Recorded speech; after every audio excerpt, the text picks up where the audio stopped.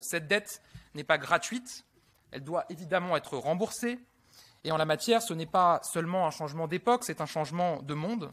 En 2027, Bruno Le Maire vient de l'indiquer, la charge de notre dette devrait s'alourdir de 10 milliards d'euros du fait de la remontée des taux d'intérêt par rapport à la prévision précédente que nous avions. La conséquence de ces taux qui augmentent, c'est le poids de la dette qui s'alourdit. Bientôt, le remboursement de notre dette sera le premier budget de l'État. Malgré ce constat sans appel, certains responsables politiques font croire qu'il existe un chemin qui consiste à ne jamais rien rembourser. Mais nous le disons clairement, la tentation de l'ardoise magique, c'est la certitude de la faillite. Arrêtons de nous tromper d'adversaire.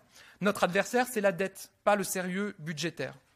Et donc la fin de l'argent gratuit ne fait que confirmer notre objectif. Nous devons tenir les comptes. Et nous le ferons avec plus d'ambition encore, Bruno Le Maire vient de le dire, car notre situation nous le permet. Nous commencerons à rembourser notre dette d'ici la fin du quinquennat et nous ramènerons le déficit des administrations publiques sous la barre des 3%.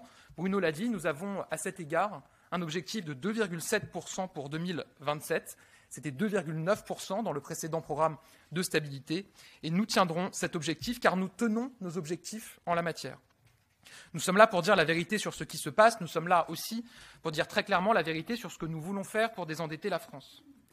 D'abord, et Bruno l'a dit également, nous ne céderons pas au réflexe fiscal. Nous n'avons jamais fait ce choix et nous refusons le matraquage fiscal car nous refusons de faire payer la facture aux classes moyennes.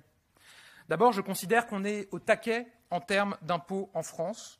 Ensuite, ce n'est pas aux Français de servir de variable d'ajustement au soubresaut de l'économie mondiale. Depuis 2017, nous avons baissé les impôts des ménages de 25 milliards et ce n'est pas maintenant, au moment où l'inflation grignote le pouvoir d'achat, que nous allons augmenter les impôts.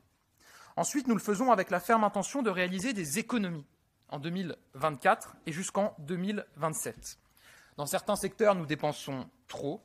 Et j'ai d'autant moins de scrupules à le dire que je ne suis pas un ministre du budget allergique à la dépense publique, j'ai déjà eu l'occasion de le dire, mais il faut dépenser mieux. La revue de dépenses que nous avons initiée avec Bruno Le Maire permettra d'entrer dans le détail. Les inspections générales sont au travail sur une série d'objets.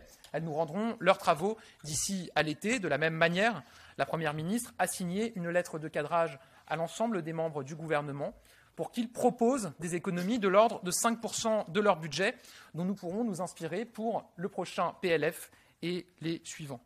Enfin, et en synthèse, nous ne ferons pas d'austérité, mais nous prenons nos responsabilités. Ce programme de stabilité n'est pas un programme d'austérité. D'abord, un pays qui consacre plus de 50% de sa richesse à ses dépenses n'est pas un pays qui fait de l'austérité.